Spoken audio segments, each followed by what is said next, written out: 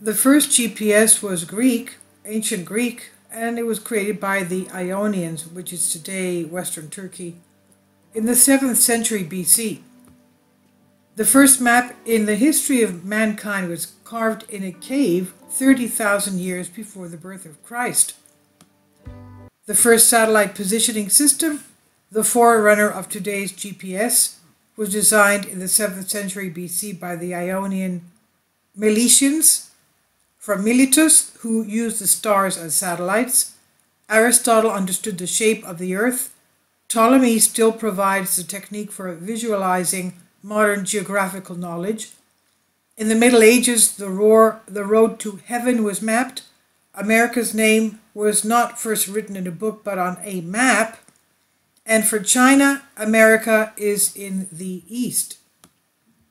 Man continuously, for 300 years BC to this day, he draws maps, images of his geographical space in various ways, ideas, and techniques, trying to obtain an image of the world which he cannot see, as is also the case with the image of himself.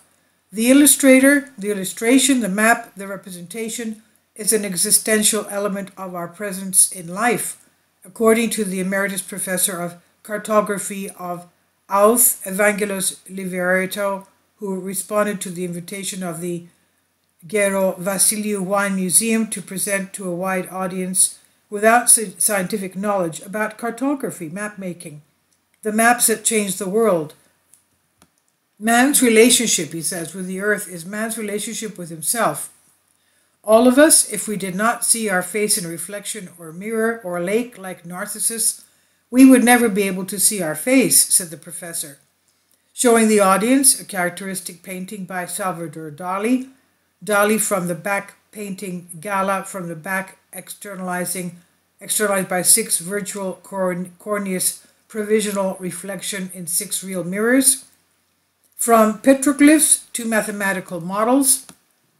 In the region of Ibria in northern Italy, in a cave, there are some petroglyphs. They date back to 300 BC. The illustration probably shows some huts, a curve which may be a natural obstacle, mountains, forests, rivers, and on the other side of the curve, animals, hence the way to food and survival. It's considered by historians of cartography to be the first map. It's a map from 30,000 years ago. It says here 30,000 years ago, long before man started writing. So we start much further from language, writing, etc., noted Mr. Liveriatos, in order to move on to the Greek period of maps. He said, before satellites, for thousands of years, people did much the same thing that satellites do today. They using the stars. Very early, they used not only the stars, but also the relationship of the stars to the Earth's surface, as the satellite does today. The professor pointed out and explained the relationship of the star constellation to the Earth's surface was a key precursor to the construction of orientation maps, of navigation, movement on Earth, map making. Already from the 7th century BC, the Ionians, the Milesians, used the stars and connected them to the surface of the Earth so that through the stars they could orient themselves, move, and slowly make the first maps themselves.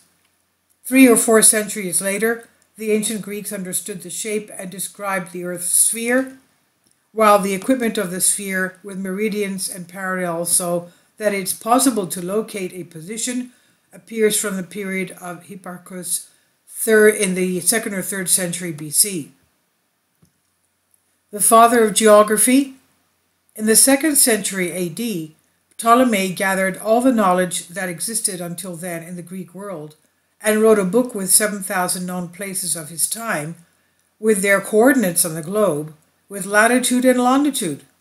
He placed these points on the Hipparchus grid so that joining them would create the coastlines and rivers, etc. He's considered the father of geography. Alexandrian Greek by education, he was an Egyptian, a Roman citizen who wrote, spoke, and thought in Greek, universality that we forget many times today. During the Middle Ages, another perception of the world prevails. Mathematics and measurements leave, and are replaced by the ideological world depicted on maps through the scriptures. The professor said, "I no longer care what the bullets and the measurements say. We find Ptolemy again in the Arabs and then in the Byzantines in the Paleologian Renaissance of Byzantium. From the Renaissance onwards, a detailed recording of space is added and better maps are created on a larger scale, while in the 18th and 19th centuries, the ideological parameter again plays a role in the depiction.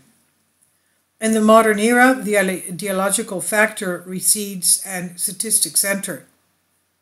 Mr. Liveriatos presented the maps that had a decisive effect on changing the image of the world from the 6th to the 18th century, with an emphasis on the period, the 16th century, which marked the radical change of the old image of the world, the one with the three continents, as people and their cultures knew it as a stereotype for more than 2,000 years.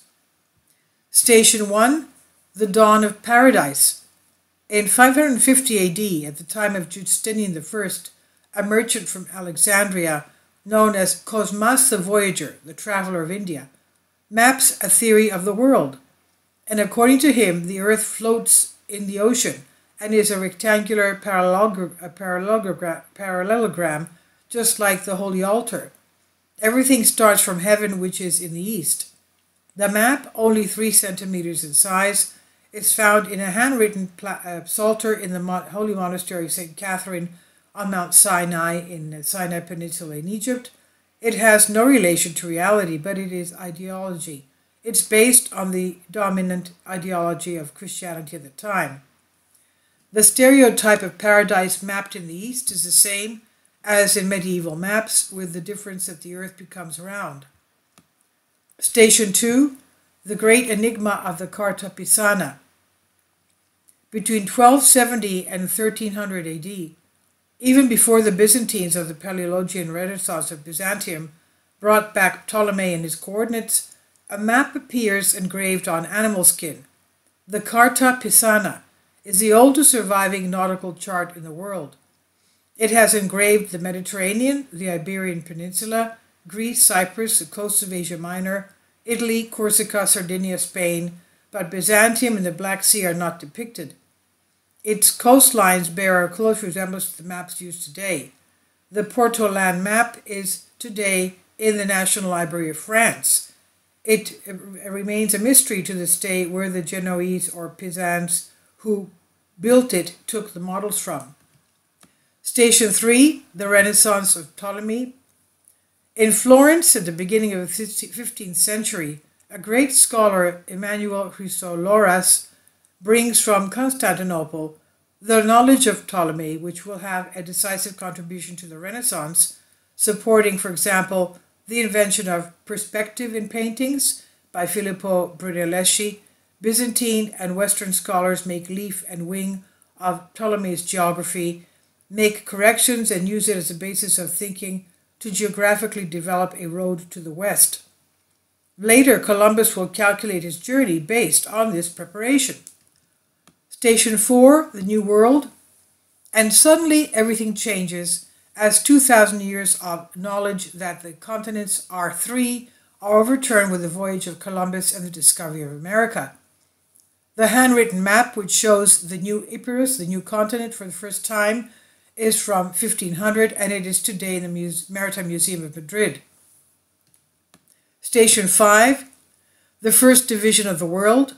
Alberto Cantino's world map of 1502 introduces geopolitics into mapping for the first time, as with a vertical boundary line, it captures the first division of the world into vast zones of influence, distributing the last geographical discoveries of Columbus.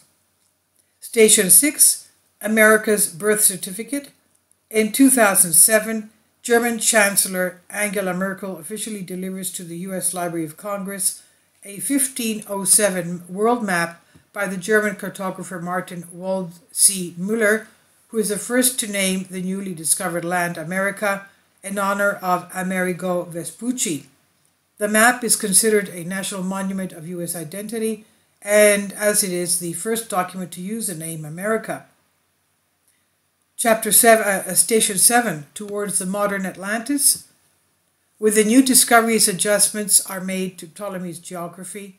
The Italians for a century were making great leaps in depicting the world with modern standards of cartography, even before the Flemish cartographer Abraham Ortelius and the Orbis Terrarum map. Station 8, the flat sphere. In a world map of 1569, the Flemish Gerard Mercator introduced a new perspective of cartography representation, transforming the spherical surface of the Earth into a flat one with parallel lines for longitude and latitude. It was based on the property that what is measured on the map as an angle is exactly equivalent to what exists on Earth. Conformal charts changed the world of navigation and are still used today in navigation and aviation. Station 9, America Goes to Heaven. In 1602, the Italian Jesuit missionary Matteo Ricci makes a map that for the first time places America on the right.